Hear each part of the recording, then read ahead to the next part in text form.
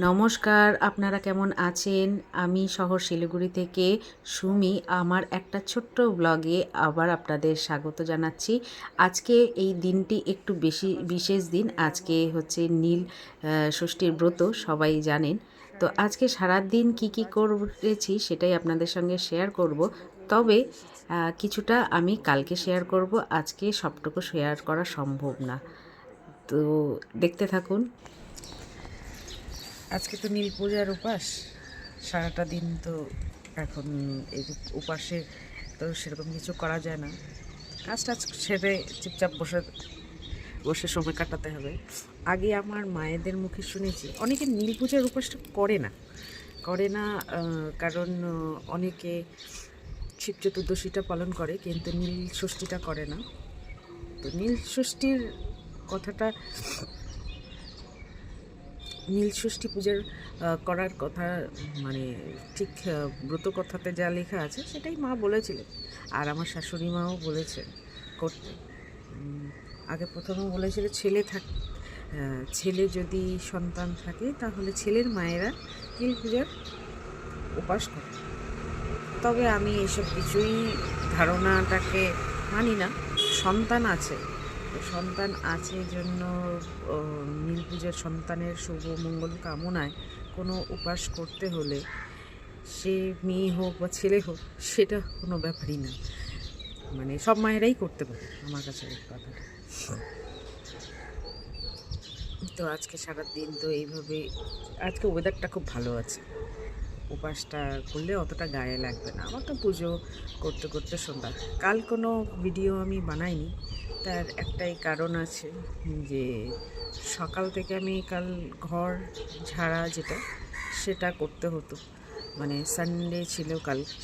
তো আমার সানডে তো আমার হাজব্যান্ডের অফিস থাকে, তো আর ওনার মানে প্রত্যেক বছর যেরকম উনি হেল্প করে দেয়, এই বছর ওনাকে হেল্পের জন্য আমি সেরকমভাবে বলিও নি, উনি অফিসে গিয়েছেন। কারণ কেননা চোখটা অপারেশন হয়েছে সদ্য, আমার হাজব্যান্ডের চোখে একটা প্রবলেম হয়েছিল, যেটা ছানি, সেটা সবাই জানে। তো সেই ছানির অপারেশন করার পর থেকে এখন নো রেস্ট্রিকশান আছে, 1 মাস হলো। 1 মাসের পরে এখন আরও মানে 6 মাস মতন রেস্ট্রিকশান থাকে, যে চোখটা একদম উঠিয়ে বা উঁচু করে, মাথা উঁচু করে কাজ টাজ করতে না। তো তার জন্য আমি নিজেই করেছি।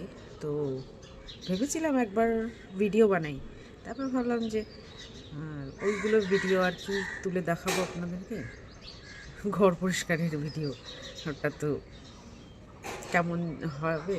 তো যাই হোক, তার জন্য আমি আর করিনি। তো কাল ওর জন্য আমি আসিনি। তো কাল অনেক দেরিও হয়েছে, সব কিছু কাজকর্ম শেষ করে উঠতে আমার প্রচুর দেরি হয়েছে। তো আজকে তো নীল ষষ্ঠী পূজা, তাই ভাবলাম যে নীল ষষ্ঠী পূজা নিয়ে কিছু গল্প করি আপনাদের সাথে।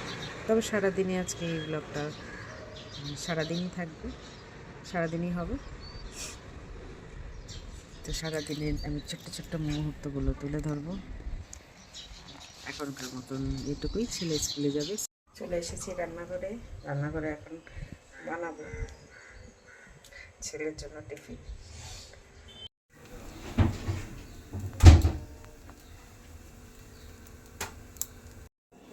এই যে হয়ে গেছে রেডি। চুলটা ঠিকঠাক মতন সেট করে না কোনো সময়, যাওয়ার আগে আমাকে করে দিতে হবে।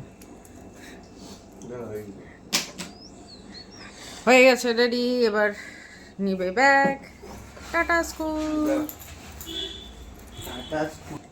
তবে হঠাৎ করে চোখটা লাল হয়েছে দেখি, সর্দির জন্য। টাটা। সবাই পায়ে কাছে রেখে দেয়। ওই যে যাচ্ছে, এই দিক দিয়ে দেখা যায় সুন্দর আমার ছেলে যত দূর যেতে পারে। ওই যে একদম সোজা রোড, এই রোড দিয়ে প্রচুর স্টুডেন্ট যায়, সব এই স্কুলের স্টুডেন্ট। এই রাস্তাটাই আমি এর আগে আপনাদের দেখিয়েছিলাম। আমার ঠাকুর ঘরটা একটু ছোট, যার জন্য এইসব মানে যখন পুজো টুজো করি, মানে সামনে ওই যে শিব ঠাকুর আসনে আছে, শিব ঠাকুর সামনে যখন বসাবো তখন একটু অসুবিধা হয়।